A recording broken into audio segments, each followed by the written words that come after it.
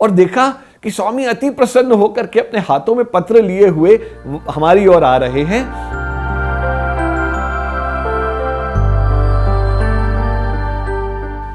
बात 1980 नवंबर की है।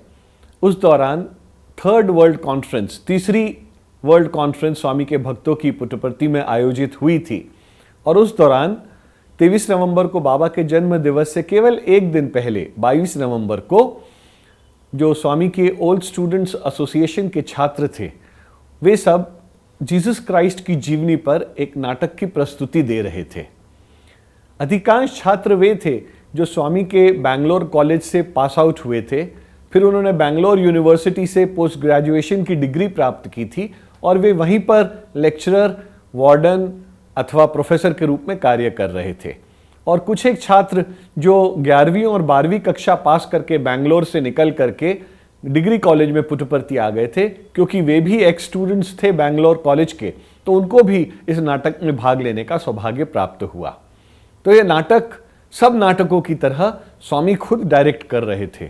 और मुझको याद है हॉलीवुड के एक डायरेक्टर जो अपने सपरिवार वहां आए हुए थे, उन्होंने स्वामी से प्रार्थना की थी कि स्वामी इस नाटक को डायरेक्ट करने का सौभाग्य मुझे दीजिए। और भगवान ने स्वेच्छा से उनको कहा था कि तुम जाओ और इस नाटक को डायरेक्ट करो। तो सोचिए कि भगवान की कृपा की हॉलीवुड के डायरेक्टर आकर के स्वामी की प्रेजेंस में उस नाटक को डायरेक्ट कर रहे थे। और उस सबसे बड़ी बात, हॉलीवुड के डायरेक्टर से ज़्यादा जो इस विश्व के, इस ब्रह्मांड के डायरेक्टर हैं, वे भी उस ड्रामा के टाइम पर थे और वे सब फाइनर पॉइंट्स बच्चों को बता रहे थे। उसमें एक सीन था जिसमें बताते हैं कि एक बच्चा है जो आंखों से देख नहीं सकता, वह अंधा है। उसको उसके पिताजी बाजार में लेकर के आते हैं और बाजार का एक दृश्य है कि एक दृश्य पे कुछ सब्जियां बिक रही हैं, कुछ वस्त्र बिक रहे हैं, कुछ खाने पीने का सामान बिक रहा है और सब लोग आ जा रहे हैं। और जैसा एक व्यस्ततम बाजार का क्षेत्र होता है वैसा शोर शराबा मच रहा है। और एक कोने के अंदर जीसस क्राइस्ट अपने कुछ भक्तों के साथ बैठ करके उनको कुछ प्रवचन दे रहे हैं। तो अचानक क्या दिखाते हैं कि वह बच्चा भी जो है, जो देख नहीं सकता, वह जा रहा है और उस पर अनायास जीसस क्राइस्ट की दृष्टि हो जाती है। तो जीसस क्राइस्ट उसको अपने पास में बुलाते हैं और उसको प्रेमवश उसकी आंखों पर ऐसे हाथ फेर देते हैं। और मुझे आज तक याद है उस ड्रामा के अंदर वह जब आंखों पर हाथ फेरते हैं तो वह बच्चा अति उल्लासित होकर के कहता है, पिताजी मैं देख सकता हूं, मैं देख सकता हूं। तो भगवान यह सीन देख रहे थे और भगवान उस सीन को देख करके अति भावुक हो गए थे। बाबा ने जब ड्रामा की प्रैक्टिस समाप्त हो गई तो स्वामी जब ग्रीन रूम से, पूर्णचंद्रा के पीछे के द्वार से जिसको ग्रीन रूम बोलते हैं, वहां से निकल करके मंदिर की ओर आ रहे थे, तो पहले लेडीज की ओर गए।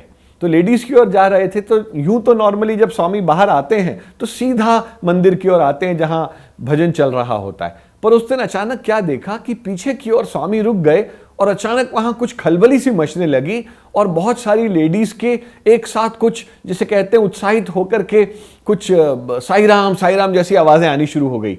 और देखा कि स्वामी अति प्रसन्न होकर के अपने हाथों में पत्र लिए हुए हमारी ओर आ रहे हैं और हमारी ओर हम सब आगे आगे बैठे हुए थे, क्योंकि हम सब लोग ओल्ड स्टूडेंट्स नहीं थे, हम लोग उस समय करंट स्टूडेंट्स थे, तो हम लोगों को उस ड्रामा में पार्ट लेने की अनुमति नहीं थी। तो हम बहुत उत्साहित होकर के भगवान का इंतजार कर रहे थे कि भगवान कब आए। और स्वामी जैसे ही पहुंचे तो स्वामी आकर के हम सबकी ओर देख करके बोलते, तुम्हें मालूम है आज ड्रामा में क्या सीन था? तो हमने सर हिला दिया कि स्वामी हमें नहीं पता, हम तो थे ही नहीं। स्वामी बोलते, आज ड्रामा में सीन था कि बाजार में एक बच्चा जो देख नहीं सकता है वह निकल रहा है और जीसस क्राइस्ट उसके पास जाते हैं और उसकी आंखों पर हाथ फेर देते हैं और वह बच्चा उल्लासित होकर के बार बार चिल्लाता है, पिताजी मैं देख सकता हूं, मैं देख सकता हूं। और जितने भी भक्त हैं वे नतमस्तक हो जाते हैं जीसस क्राइस्ट के। तो मैं ये देख करके अति भावुक हो गया था। और जो ही मैं लेडी साइड से आ रहा था तो मेरी दृष्टि पड़ी एक लेडी के ऊपर जो देख नहीं पाती।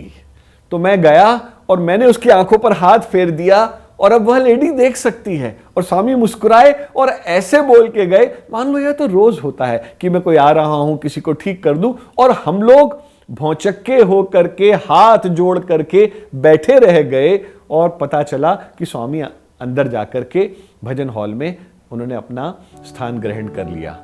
तो ऐसे हैं भगवान बाबा कि उनकी कृपा जिस पर पड़ जाए, उनकी दृष्टि जिस पर पड़ जाए, तो कोई भी चमत्कार उनके लिए छोटा नहीं है।